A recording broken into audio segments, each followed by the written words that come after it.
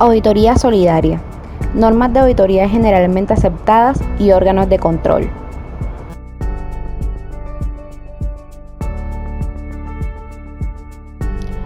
Introducción.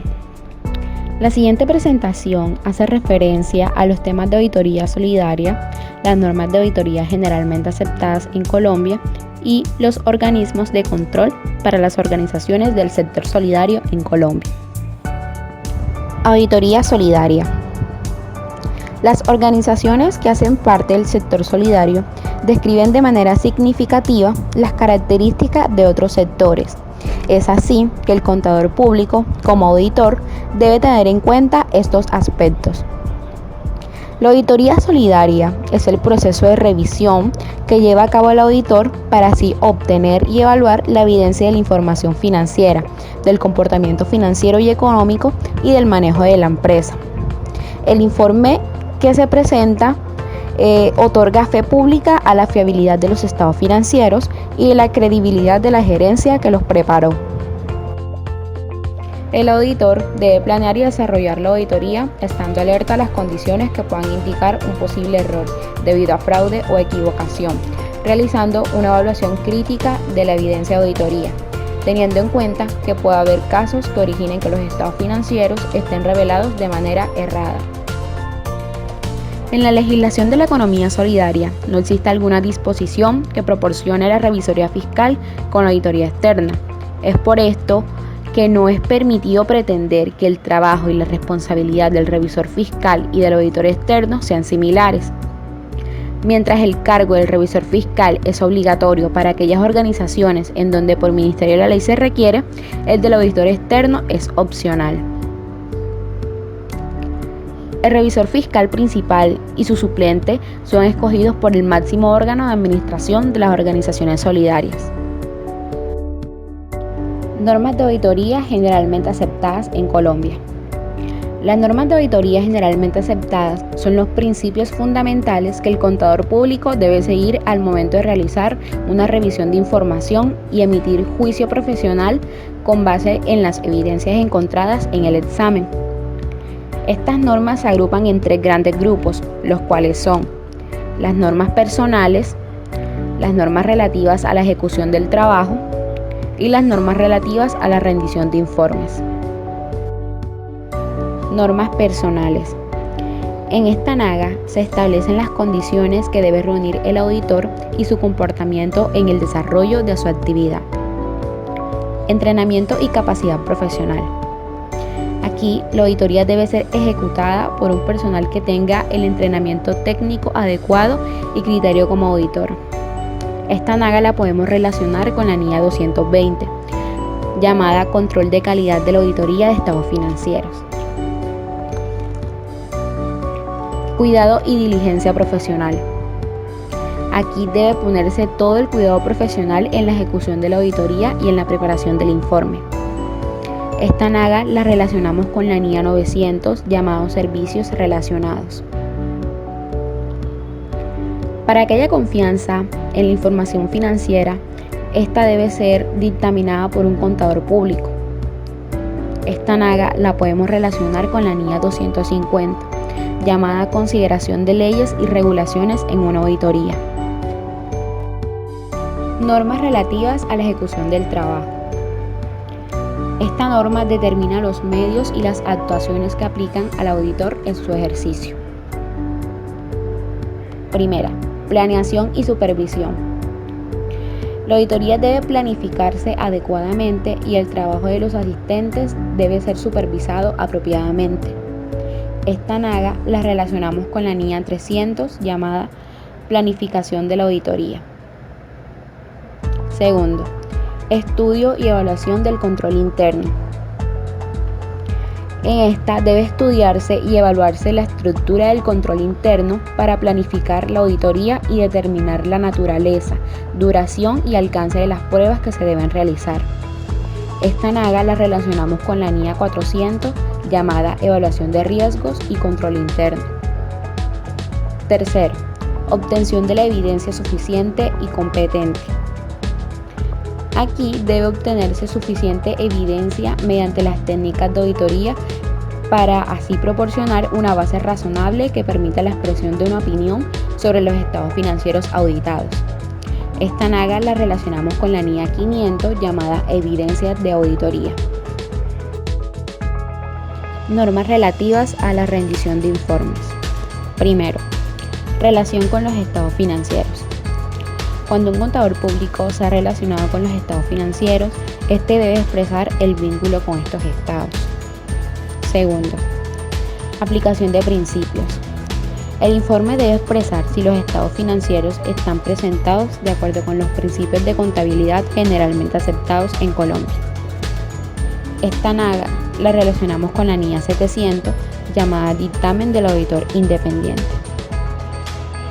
Tercero, consistencia en la aplicación de los principios de contabilidad generalmente aceptados.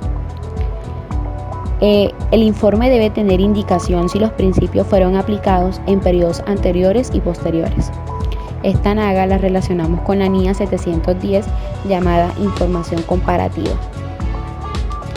Cuarto, opinión del auditor. El dictamen debe expresar una opinión con respecto a los estados financieros tomados en su conjunto o una afirmación genérica del informe. Esta NAGA la relacionamos con la NIA 720 llamada Información incluida en documentos que contienen estados financieros auditados.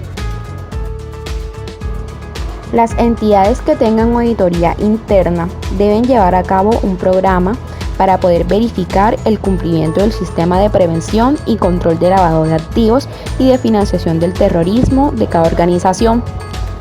Los resultados de estas evaluaciones serán informados al Consejo de Administración o la Junta Directiva para que se realicen los análisis correspondientes y se adopten los correctivos necesarios y de esta manera evidenciar el buen cumplimiento de sus funciones. El revisor fiscal debe observar los pronunciamientos del Consejo Técnico de la Contaduría Pública, los cuales están relacionados con normas de auditoría, papeles de trabajo y revisoría fiscal. Y este a su vez emitirá una certificación sobre la información remitida a la Superintendencia de la Economía Solidaria. Requerimientos de la firma del revisor fiscal. Se establece que en el proceso de auditoría se requiere de la firma del revisor fiscal para algunos reportes. Ejemplo, aquellos reportes que son elaborados en el cumplimiento de las normativas exigidas y establecidas en el Código de Comercio y la Ley 43 de 1990. Y así como también aquellos reportes relacionados con la presentación de los estados financieros básicos, los estados financieros consolidados y los estados financieros de publicación, con excepción de las notas de dichos estados financieros. El dictamen del auditor. El dictamen del auditor se hace con el fin de evaluar la manera en cómo la organización solidaria está dando seguimiento o cumplimiento a todas las normativas legales vigentes. Este dictamen deberá expresar claramente la información financiera revisada y las normas y prácticas de auditoría seguidas por la organización, ya sean las NIAs o las NAGAs.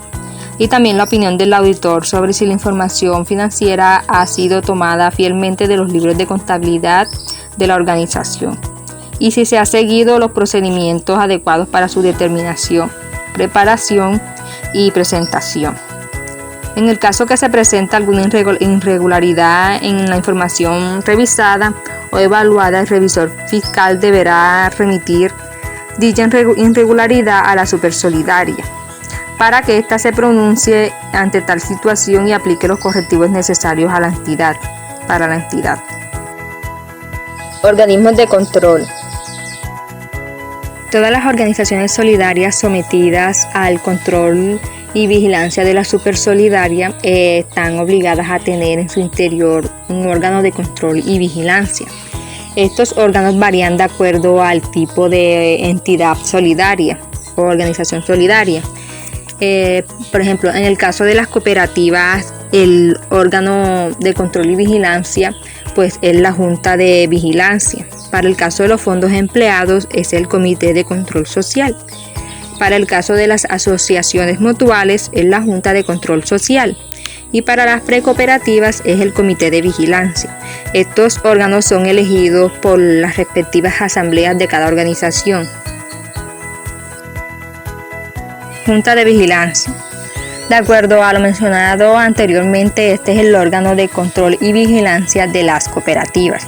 Este órgano se encarga de, primero que todo, fomentar el autocontrol, los valores y principios cooperativos en estas organizaciones. También atender a las posibles quejas y reclamos por parte de los asociados, tramitarlas y solicitar los respectivos correctivos ante tales quejas, buscando así que ésta mejore en su funcionamiento o desempeño de sus labores. Y por último, informar cualquier irregularidad encontrada en la administración de la organización que afecte el funcionamiento de esta. Bueno, para pertenecer a este órgano de control y vigilancia de las cooperativas existen unos requisitos básicos. Pues el primero es ser asociado de la entidad. El segundo es no haber sido sancionado bajo ninguna circunstancia por la entidad solidaria. El tercero es brindar capacitaciones por un número mínimo de 20 horas según lo estipulado por la ley en economía solidaria. El cuarto es tener conocimiento de toda la normativa solidaria, así como también de los estatutos y reglamentos internos de la entidad. Y por último, demostrar conocimientos en el área administrativa, contable y legal. Comité de Control Social. Bueno, el Comité de Control Social es el órgano de vigilancia y control de los fondos de empleados. Su labor radica en la inspección y la vigilancia de estas entidades. El número de integrantes y su periodo estarán previstos en los estatutos de dichas entidades. En caso de que no fuese así, se aplicará un sistema electoral para elegir los integrantes del respectivo órgano mediante un sistema de plancheo. Para este sistema de plancheo se requiere que los usuarios estén registrados en la respectiva entidad. Bueno, la Junta de Control Social y Comité de Vigilancia. Bueno, estos son los órganos de control y vigilancia de las asociaciones mutuales y las precooperativas, pues estos tienen las mismas funciones y regulaciones de la Junta de Vigilancia que operan en las cooperativas. Conclusión. Bueno, en conclusión podemos decir que los trabajos de auditoría son de vital importancia tanto para las organizaciones del sector solidario como para las organizaciones del sector público y el sector privado, pues ya que mediante estos trabajos podemos verificar que la información financiera de dichas entidades está siendo elaborada de acuerdo a las normativas legales vigentes.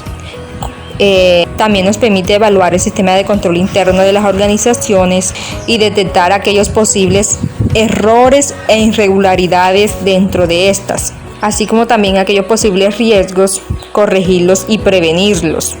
También mediante los trabajos de auditoría podemos demostrar la transparencia de las entidades, su buen funcionamiento ante la sociedad.